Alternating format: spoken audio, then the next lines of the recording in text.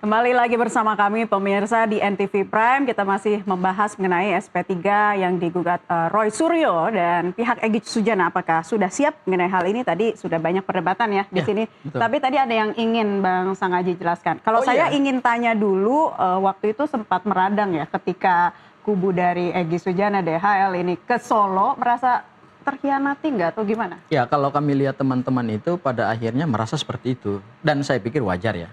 Karena memang Bang Egy adalah orang yang menjadi komandan dalam perkara ini buat mereka. Itu yang saya tahu ya. Sependek pengetahuan saya bahwa Bang Egy lah yang kemudian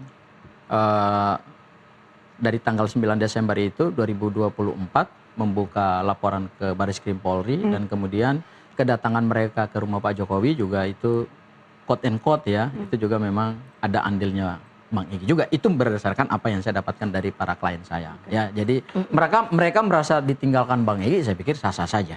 Karena itu kan perasaan mereka. Artinya ada dua teman perjuangan mereka yang kemudian di tikungan terakhir di saat perkara ini sudah masuk kepada sisi yang paling krusial, itu kemudian Bang Egy dinilai oleh mereka mengambil jalan sendiri dan kemudian mendapatkan pembebasan dari status tersangka. Ya, nah, kalau mau tanya seperti apa, ya tanyakan kepada mereka karena itu adalah perasaan pribadi mereka. Aku lebih fokus kepada persoalan hukum.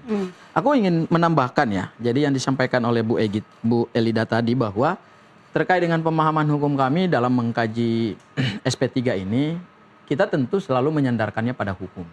Kami tidak menyandarkan pada persepsi ataupun pada pendapat, tetapi kami menyandarkannya kepada hukum yang baru saja berlaku.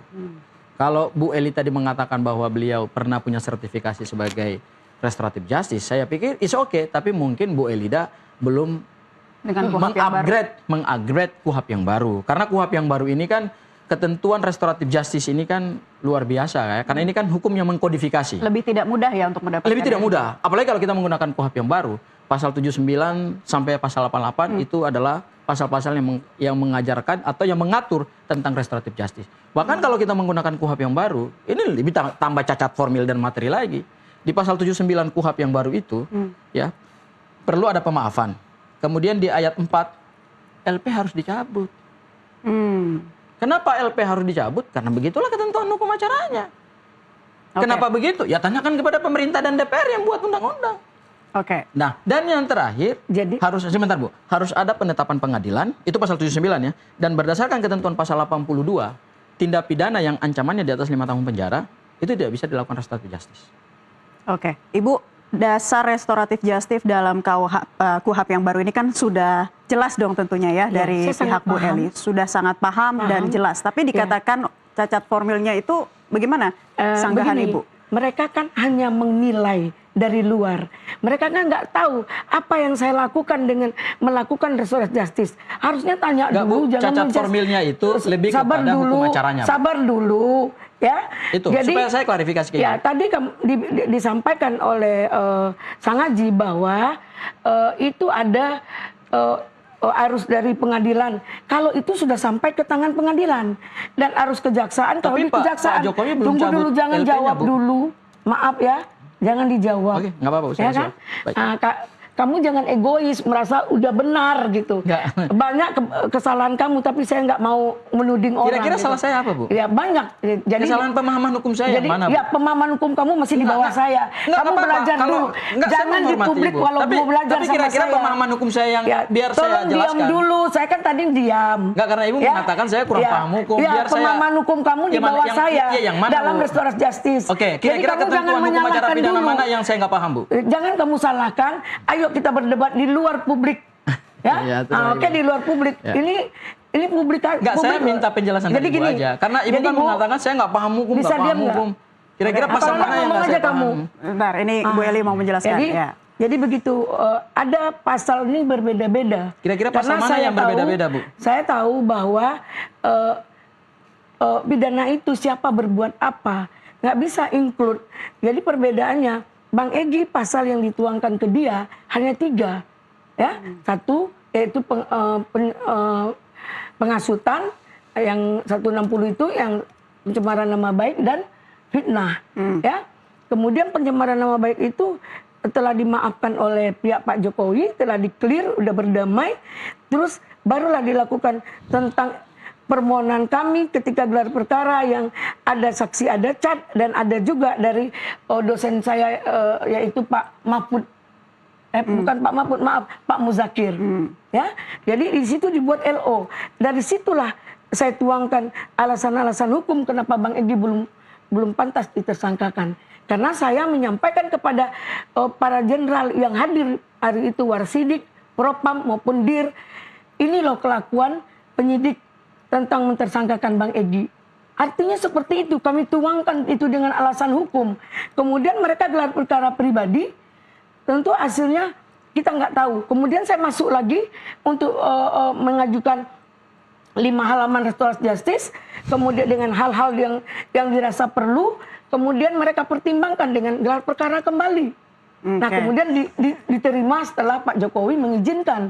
Nah, jadi mengizinkan atau memaafkan? Mungkin ada perdamaian lah.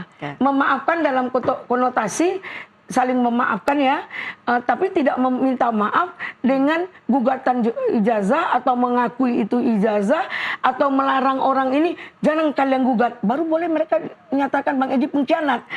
Ini ijazah Bapak asli, saya akui. Kalian jangan ganggu-ganggu Pak Jokowi. Boleh mereka menyatakan Bang Egy pengkhianat. Hak Bang Egy dong, ada alasan hukum yang kami tuangkan. Kalau nggak ngerti tanya, jangan main hujat sehingga kalian caci maki. Gitu. Baik, Bang Sangaji, jadi yang digugat SP3-nya ini siapa? Kepolisian? Saya klarifikasi dulu bahwa saya tidak pernah menghujat. Kalau Bu Eli merasa dihujat oleh pihak lain ya silakan. Ya itu haknya Bu Eli ya. Kemudian yang kedua, saya tentu selalu menyandarkannya pada norma hukum. Iya, saya juga nggak pernah menghujat Bang Egy ya.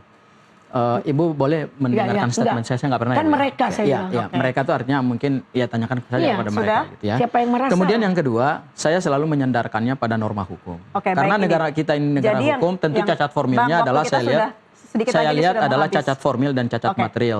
Jadi dan kami tidak akan menggugat, kami tidak akan menggugat, tetapi ini menjadi satu catatan pelajaran hukum bagi kita bahwa institusi penegak hukum selevel Polda Metro Jaya berarti Polda Metro Jaya tidak melaksanakan KUHP dan KUHP secara tepat dan secara cermat. Saya tanya ke Abang, dikonfirmasi. Berarti rencana gugatnya? Kami masih mengkaji. Tapi kemungkinan Polda Metro Jaya? Kalau berdasarkan aturan hukum yang tadi saya sampaikan, pasal 160 KUHP yang baru, sebetulnya kami tidak punya kepentingan hukum. Masih mengkaji ya? Waktunya belum ada? Ya. Baik. Dalam konteks saya masih mengkaji. Saya close statement. Siap, berarti siap ya? Sudah digugat SP3-nya? Saya tantang bahkan. Ya. Saya tantang siapapun menggugat tentang SP3 ini. Saya siap menantang. Dengan mengedukasi hukum dengan baik. Ya. Baik. Jika saya nanti salah, saya siap menerima konsekuensi apapun. Dan closing statement saya minta kepada semua. Saya tahu kalian semua kecewa dengan Bang Egy, sehingga kalian menghujat-hujat. Tapi jangan terlalu menghina dan merendahkan. Kalau kalian tidak paham, tolong temui Bang Egy atau temui kami. Udah clear. Persoalan hukum memang harus diselesaikan begitu ya, dan semua ini akan terus berjalan dari pihak RRT atau Roy Suryo secara konsisten masih akan terus maju, masih ada energi ya untuk ini semua. Dan Ibu Eli juga terima kasih. Nanti kita akan tunggu ya tetap maju untuk berikutnya kapan nanti SP3-nya. Terima kasih rekan-rekan. Narasumber saya boleh salaman dulu ya. Silakan. Dan pemirsa, tetaplah bersama kami. NTV Prime masih akan kami hadirkan selesai jeda pariwara berikut ini. Terima kasih. Terima kasih Bu Eli. Terima kasih.